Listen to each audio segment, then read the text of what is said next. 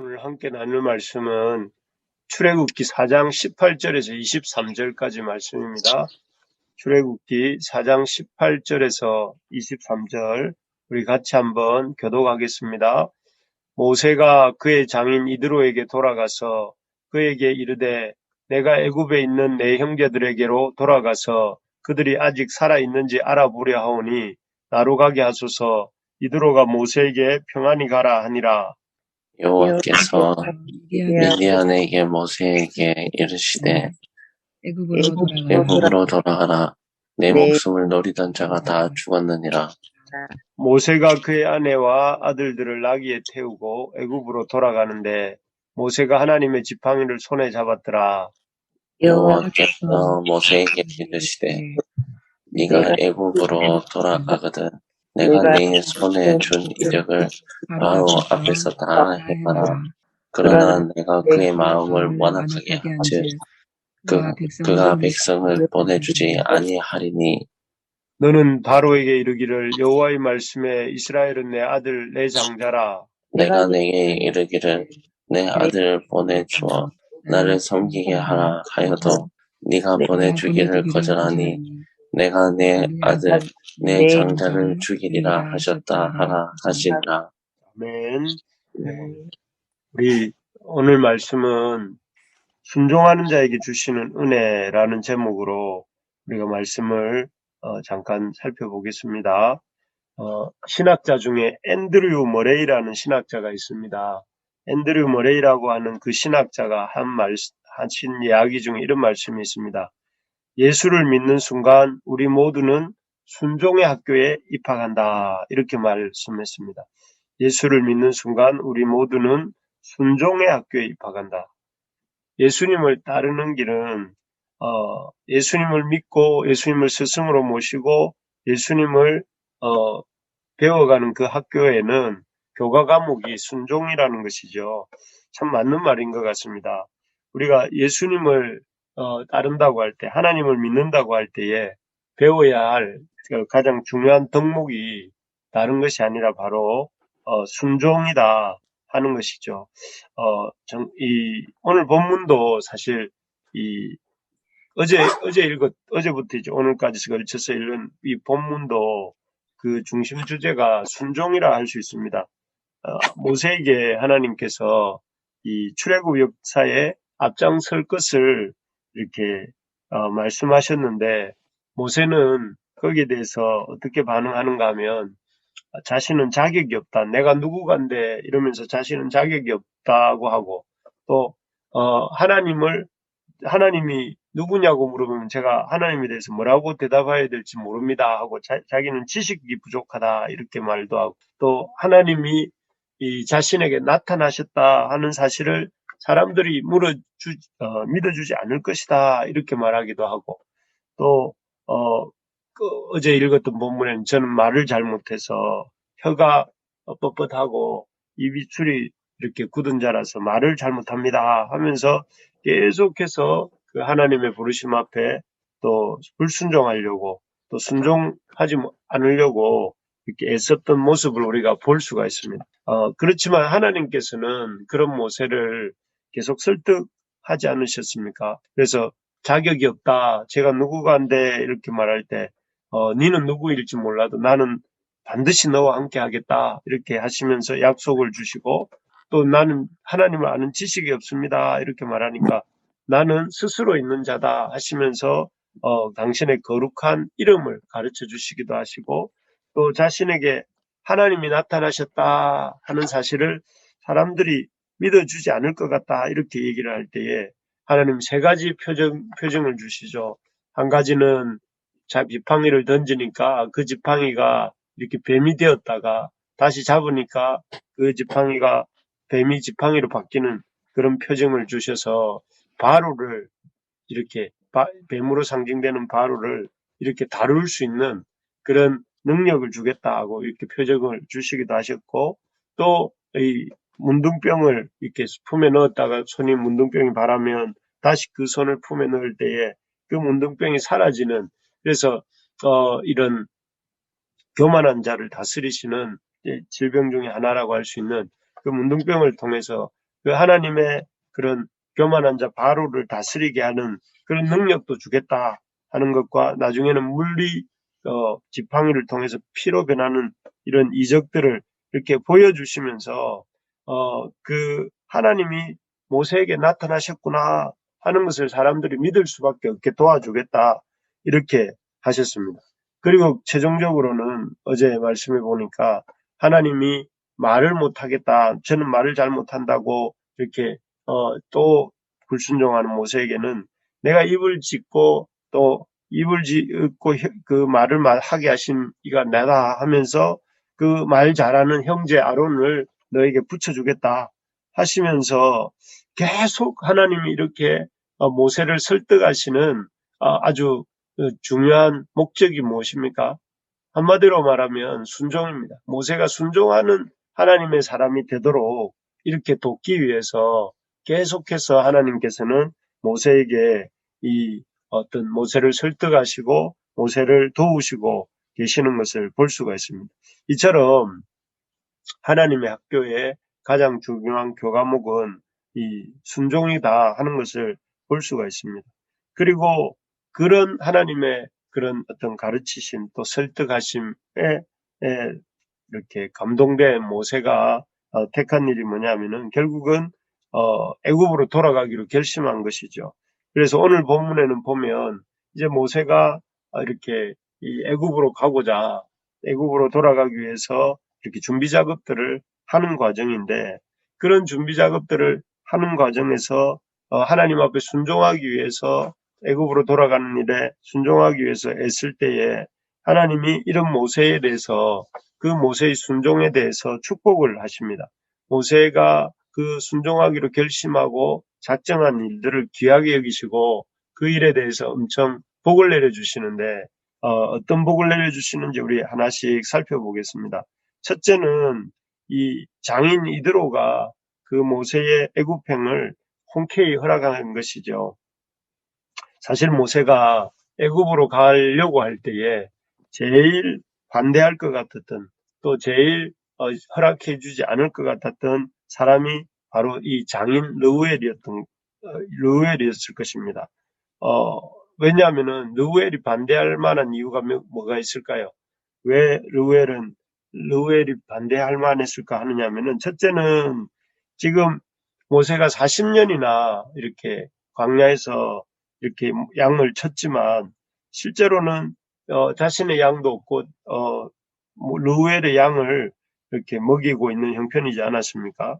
그러니까 내 양 떼조차 잘 못 먹이는 이렇게 성공적으로 잘 못 먹였던 자네가 어떻게 애굽에 가서 이스라엘 백성을 인도해낼 수 있겠는가 이런 말을 할 것 같은 생각이 들었을지도 모릅니다. 네 자신을 알라. 네가 지금 여기서 제대로 양도 못 치면서 가서 애굽에서 무슨 내 백성들을 인도해낸다고 하는가 이렇게 말할 것 같은 생각이 들었을 것입니다. 또 무엇보다 이제 르우엘 입장에서는 자기의 딸과 손주들을 데리고 이렇게 아무 준비도 없이 이 덜컥 애굽으로 내려갔다가 그 가족들만 생고생시키는 게 아닌가 하면서 반대할 것 같은 생각도 들고 무엇보다 르우엘은 직접적으로 또 그동안 40년이나 넘게 자기 양떼들과 소떼들을 맡아서 관리했던 모세가 없어지면 참 이렇게 르우엘 입장에서는 또 불편할 것 같은. 그래서 이런 이유들 때문에 우리 장인 어른이 나를 반대할 것이다. 나의 애굽행을 반대할 것이다. 그래서 이 모세 입장에서는 그런 이 염려가 이렇게 많았을 것 같습니다. 그래서 이 장인 어른한테 가서 애굽으로 가겠습니다. 라고 말하는 게 이렇게 참 부담스럽고 이 힘든 일이었습니다. 그런데 장인 르우엘에게 가서 그 애굽행을 얘기를 하니까 놀랍게도 예상 밖의 반응이 나옵니다. 우리 18절 한번 같이 읽어봅시다. 18절 시작. 모세가 그의 장인 이드로에게 돌아가서 그에게 이르되 내가 애굽에 있는 내 형제들에게로 돌아가서 그들이 아직 살아 있는지 알아보려 하오니 나로 가게 하소서. 이드로가 모세에게 평안히 가라 하니라. 예, 여기에 보니까 놀라운 반응이 뭡니까? 내가 애굽에 있는 내 형제들에게 돌아가서 그들이 아직 살아있는지를 보려 하오니 나로 가게 하소서. 힘들게 말을 꺼냈죠. 그런데 이드로가 앞에서 예상했던 그런 반응을 보인 것이 아니라 뭐라고 합니까? 평안히 가라. 예, 평안히 가라 이렇게 말을 해요. 너무나 이렇게 담담하게 또 여러 말 하지 않고 왜 가려고 하느냐, 도대체 무슨 계획을 갖고 가려고 하느냐, 정신 차려라 이런 말을 한 것이 아니라 평안히 가라 하고 이렇게 축복하는 것을 볼 수가 있습니다. 참 놀라운 반응이죠. 그래서 이 뜻밖의 반응은 제 생각에 또 성경의 그 역사를 비추어 볼 때에 하나님께서 이 장인 그 르우엘이라고 하는 모세의 장인 이드로, 여기에서는 이드로라고 표현이 나오는데 이드로의 마음을 만지신 결과였던 것이죠. 그래서 하나님은 이 믿음으로 순종하여서 나아가려고 하는 모세를 축복하시기 위해서 르우엘의 마음을, 이드로의 마음을 움직여 주셨던 것이죠. 그래서 그가 이렇게 모세를 축복하도록 하십니다. 마치 우리 구약에 보면 그 야곱이 야복강에서 밤이 새도록 기도하고 그 이 형 에서를 만날 두려움 때문에 이렇게 이 밤새도록 기도할 때에 하나님께서 그 다음 날 이렇게 형 에서를 만날 때 그 하나님이 그의 마음을 만지셔서 그 자기 동생의 얼굴을 보면서 하나님의 얼굴을 보는 것 같다 하고 서로 이렇게 환대하면서 이렇게 만나지 않습니까? 또 그 에스더가 그 민족을 살리기 위해서 왕에게 허락 없이 나아갈 때에 왕이 에스더를 보고 이렇게 손을 내밀어서 그녀를 아주 이렇게 환대하고 또 축복한 것처럼 하나님께서 지금 이 모세를 만나는 이드로 르우엘의 마음을 움직이셔서 그 모세를 축복하게 하는 이런 역사가 일어나게 된 것입니다. 우리가 믿음으로 순종하여 나아갈 때에 하나님께서는 이렇게 우리가 하려고 하는 그 일과 관계된 사람들의 마음을 이렇게 움직여 주십니다. 그래서 우리가 예상하지도 못했던 일들을 일어나게 해주시고 또 길들이 열리도록 도와주시는 것입니다. 여러분 이 사실을 우리가 믿을 수 있기를 바랍니다. 아멘. 믿음으로 순종하여 나아갈 때에 그 믿음으로 순종하여 나아가는 사람에게 하나님께서는 이렇게 사람들의 마음을, 관계된 사람들의 마음을 움직이셔서 우리의 길을 축복하시고 우리의 길을 열어주시는 분이심을 우리가 믿을 수 있기를 바랍니다. 두 번째로 이렇게 순종하기로 결심한 모세에게 하나님이 주신 축복이 무엇인가 하면은 이 힘든 과거가 정리되게 하셨다는 것입니다. 우리 19절 한번 읽어봅시다. 19절 시작. 여호와께서 미디안에서 모세에게 이르시되 애굽으로 돌아가라. 내 목숨을 노리던 자가 다 죽었느니라. 아마 이것이 그 모세가 애굽으로 내려가려고 할 때 장인 르우엘보다 더 부담스럽고 더 두려웠던 이 인물이 그 자기를 죽이려 했던 애굽 왕 바로였습니다. 애굽 왕 바로가 모세가 애굽 사람 히브리인 구하기 위해서 애굽 사람 죽인 일을 핑계로 그 자신의 가장 강력한 정치적 경쟁자였던 모세를 이렇게 죽이고자 없애버리고자 하는 데 혈안이 되어 있지 않았습니까? 그러니 그 모세가 이렇게 애굽으로 내려가려고 할 때마다 제일 먼저 떠오르는 인물이 그였고 그야말로 이 애굽의 가장 큰 힘을 가진 이런 존재였기 때문에 모세가 애굽으로 내려가는 것이 너무나 이렇게 부담스러운 일이었을 것입니다.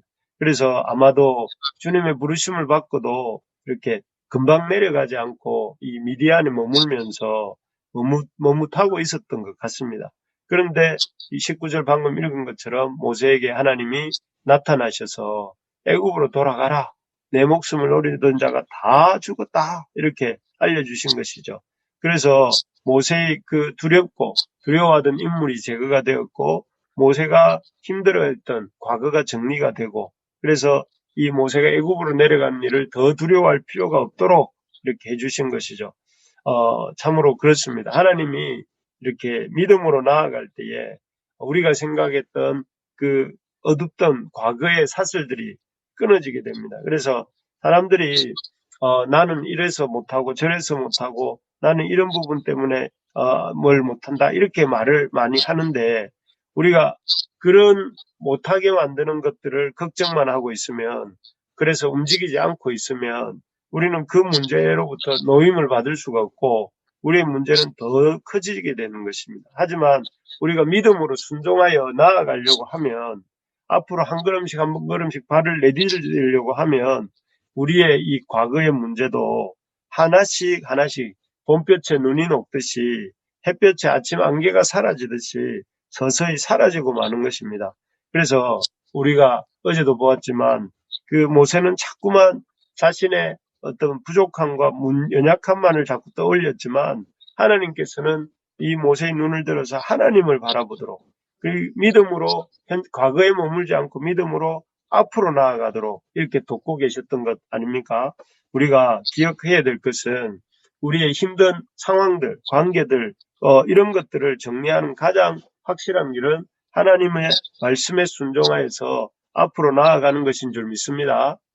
아멘. 그래서 여러분, 이 어려움이 많이 있지만 그 어려움 속에 자꾸 이 어려움만을 바라볼 것이 아니라 믿음으로 앞으로 나아가는 태도, 믿음으로 순종하여 앞으로 가려고 할 때에 하나님께서 과거의 인간관계도 다 정리해 주시고, 또 인간관계도 서서히 풀려지게 하시고 인간관계도 좋게 만들어 주시는 우리 하나님이신 줄 믿으시고, 사람이나 상황이나 과거를 보지 않고 앞으로 나아가는 우리 모든 부르심의 가족들 됩시다. 아멘. 끝으로 이렇게 순종하기로 결심한 모세에게 이 끝으로 주시는 복이, 첫째는 이렇게 하나님께서 장인 이드로의 마음을 바꿔주신 일이라면, 두 번째는 과거가 정리되게 하시고, 세 번째로는 하나님께서 이 지팡이를 다시 한번 이렇게 지팡이를 이 모세에게 주셨던 그 지팡이와 그 언약을 기억나게 하셨습니다. 그래서 20절 한번 읽어볼까요? 20절입니다. 시작. 모세가 그의 아내와 아들들을 나귀에 태우고 애굽으로 돌아가는데 모세가 하나님의 지팡이를 손에 잡았더라. 어제 계속 말씀드렸지만 하나님이 있는 것을 통해 역사하시는 분이시다 하면서 말씀드린 것이 뭡니까? 하나님이 뭐가 없습니다. 저에게는 자격이 없습니다. 저는 지식이 없습니다. 저는 사람들이 저를 믿지 않을 것입니다. 저는 말을 못합니다. 이렇게 말할 때에 하나님이 모세에게 그렇게 묻지 않으셨습니다. 네가 가진 게 뭐냐? 그러면 없는 것 말고 네가한테 있는 게 뭐냐? 이렇게 물으셨을 때에 모세가 자기 손에 지팡이가 있습니다 라고 말을 하니까, 하나님께서 그 볼품없는 그 지팡이로 내가 너에게 있는 그 지팡이를 가지고 이스라엘의 구원 역사를 이루겠다 하셨고, 그때 말씀드린 것처럼 이 10가지 재앙 중에 나일강 하수를 피로 바꾸게 하는 이적이라든지, 또 아니면 이 땅에 이 한 줌의 먼지를 수많은 이런 이로 만드시는 사건이라든지, 홍해가 갈라지는 사건이라든지, 반석에서 물을 내는 사건이라든지, 이 모든 역사를 이룰 때에 그 모세가 이렇게 가지고 있었던, 평생 동안 지니고 다녔던 그 지팡이를 통해서 구원의 역사를 이루시겠다고 약속하셨고 실제로 이루셨습니다.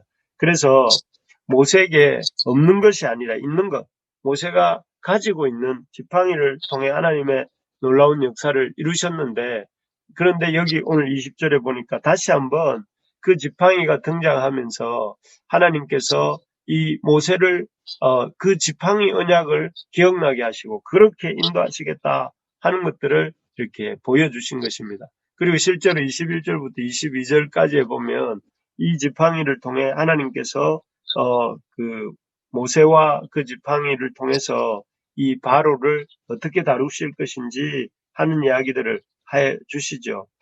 그래서 참 하나님께서는 모세에게 다시 한번 네 자신이 아니라 내가 주는 능력으로 이 하나님의 그 능력으로 모세에게 있는 그것들을 사용하셔서 놀라운 역사를 이루시겠다 하는 믿음을 새롭게 해주시는 것을 볼 수가 있습니다. 하나님 앞에 나아가면 하나님께서 사람들의 마음도 움직여 주시고 하나님 앞에 나아갈 때 우리 하나님께서 우리의 참 복잡한 문제들도 해결해 주시고 하나님 앞에 나아갈 때에 새로운 믿음도 더하여 주시는 분이 우리 하나님이신 줄 믿으시기 바랍니다. 아멘. 아멘. 그래서 순종하는 자가 됩시다. 우리 순종하면 우리가 배워야 될, 우리가 주님의 학교에 입학해서 하나님의 이 광야 학교에 입학해서 배워야 될 가장 중요한 과목이 바로 이런 순종임을 알고, 그리고 그러한 순종을 할 때 하나님 놀라운 복을 주신다는 사실을 알고, 그 하나님 앞에 이해가 되든 안 되든 하나님이 뭐라고 말씀하실 때 기쁘게 순종하는 저와 우리 부르심의 가족들 되어서 이 4월에 하나님의 놀라운 이런 복을 받아 누리는 은혜가 우리 모두에게 있기를 주님의 이름으로 축복합니다.